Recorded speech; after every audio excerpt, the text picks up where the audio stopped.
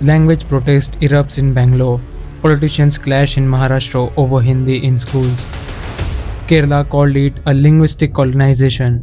Sounds dramatic, right? Yes, it is. But this isn't just about politics, it's your identity.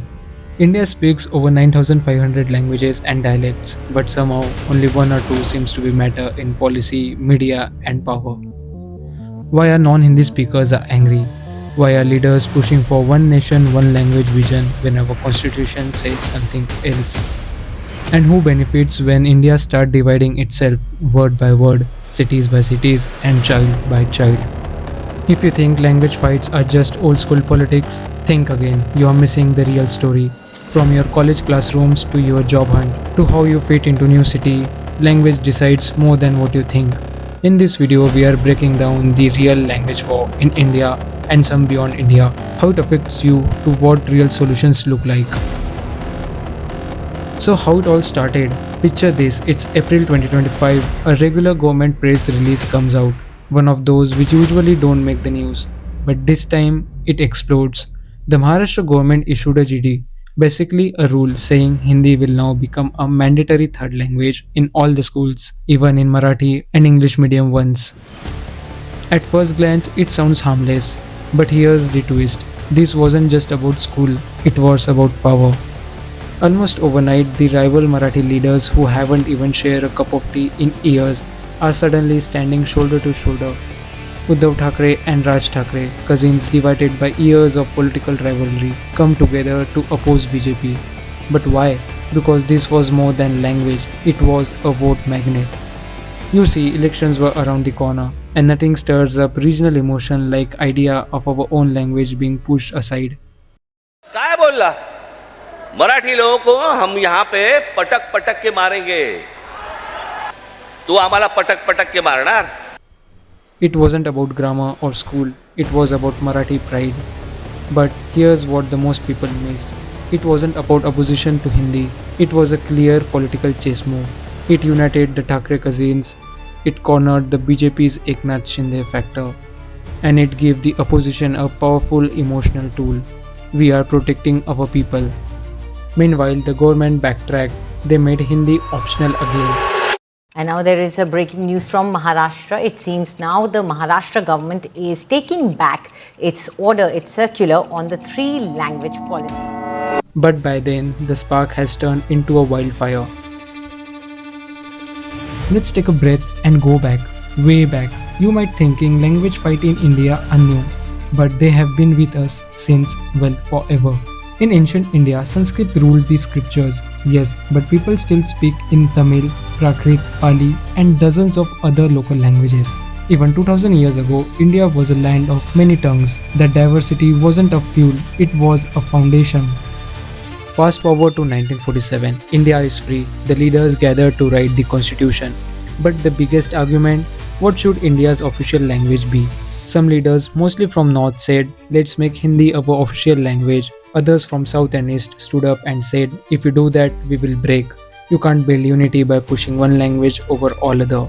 The compromise, Hindi would be the official language, English would stay for communication between states, and no language would be declared the national language. Then comes the 8th schedule, a list of 22 languages that could be respected, supported, and developed. That's what we say today. India has no national language. We have only official languages, and we chose them together. Language is probably the hardest problem in science. Nobody really knows how it works, and nobody really knows where it came from. And yet we can all do it. I think it's a bit like driving a car. We can drive a car, but we don't really know how the machine works. Language is more than just words that we use to chat. It's a huge part of how we become what we are today. It helps us to build families, tribes, and even whole countries. Let's take a trip back in time and see how it all started.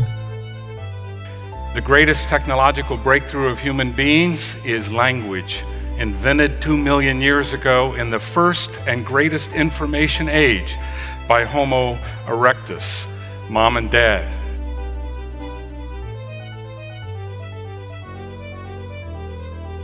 Long before we had words, humans found ways to speak, through grunts, gestures, and sounds. It wasn't fancy, but it keeps us alive. helped us to hunt, stay safe, and stick around. Talking didn't come later, it was always a part of being human. As humans form tribes, language became power. It became story, culture, and our identity. Every region had its own code, fish by the sea, snow in the mountains, and many others. But the more difficult we sound, the more conflict it sparked. Even today, language isn't just a way to speak, it's how we remember who we are. It carries the voice of our grandparents, the lullabies of our childhood, the names of places we called home. People fight to keep their language alive because losing it feels like losing a pride of themselves, but that pride can turn into division.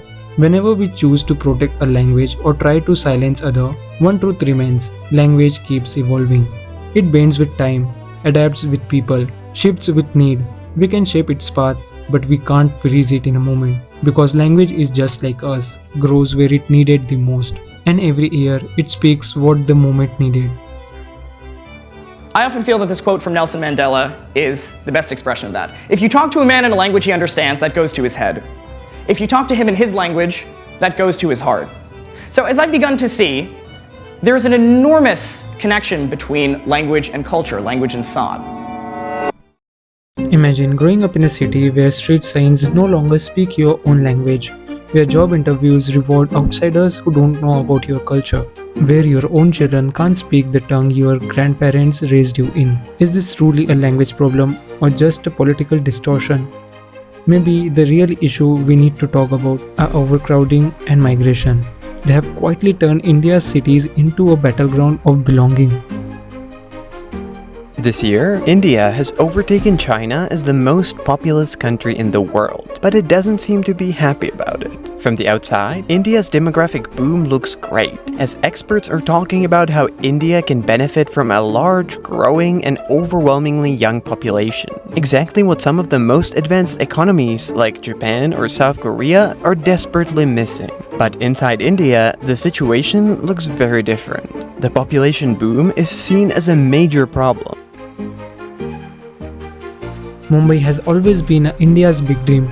People from Bihar, UP, Gujarat, Tamil Nadu, they all came here, choosing jobs, education, or even a better life. But while the city grows, Marathi-speaking locals fear something shrinking: their space. Parties like Shiv Sena and MNS have turned this fear into a firepower, demanding Marathi signboards, job reservations, even language tests for taxi drivers. Supreme Court has now struck down the reservation for Marathas in Maharashtra. 4-judge bench had unanimously called it unconstitutional. That's the big update that we have for you at this point in time. Breaking news at this hour, the Bombay High Court has upheld the Maharashtra rule to display name boards outside shops and establishments in Marathi in Devanagari script, saying that it is more reasonable. In fact, the Bombay High Court rejected the petition by the Federation of Retail Traders Welfare Association that state cannot dictate what language or script must be displayed. And let's be real, this isn't just a cultural pride, it's political strategy. Now let's go to South, Bangalore, India's take heart, but boom towns have cracks too. Okay. The rise of tech brought thousands from other states, but to local, it started feeling like their own city was slipping away. The hashtag Nama Meto Hindi Beta campaign wasn't about to hate Hindi. It was about saying, this is Karnataka, our sign should speak Kannada, our system should be too. Because when metro stations erase your language, it feels like you have been erased. And it hits hard, especially when you realize this is happening in your own hometown. You know, India isn't the only country with many languages. But here's the difference. Some nations figured out how to make that diversity their strength. Take Switzerland, 4 official languages: German, French, Italian, and Romansh. But no one is fighting. Why? Because each region decided what works best for them. Then there is Canada. English and French both are official languages. Quebec, with its French heritage, is protected, not sidelined. Belingio, signs, schools, and even TV shows, everything reflects that balance. And South Africa, 11 official languages. Kids are taught in their mother tongue in early grades. People grow up with proud, not confused about what they must become. The message is clear. When a country respects every voice, people don't feel the need to be shout out. But when that respect is missing, language can be explored into violence. Like Sri Lanka, 1956. The government makes Sinhala the only official language. Tamils who have their own history, pride and language were ignored. What followed? Riots, civil wars and decades of bloodshed. Pakistan, 1971. Bengali speaking East Pakistan was told to speak Urdu. They resist, protest turned deadly. That language battle becomes the birth of Bangladesh. Even in Turkey, the Kurdish people wouldn't allow to use their language in public. For years their identity was erased. And what did that create? A nation full of anger and mistrust. See the pattern. When government tried to control language, they didn't unite the people, they divide them. India must learn from this, because language isn't just about grammar or script, it's memory, it's identity, and people will always fight for their right to be heard. India's story is written in many languages. Each word, whether in Kannada, Bengali, Marathi, Tamil or Hindi, it's a part of who we are. Yes, politicians may use language to divide us. Yes, cities are still struggling to hold on their identities. But we still have the power to choose respect over rejection, listening over judging.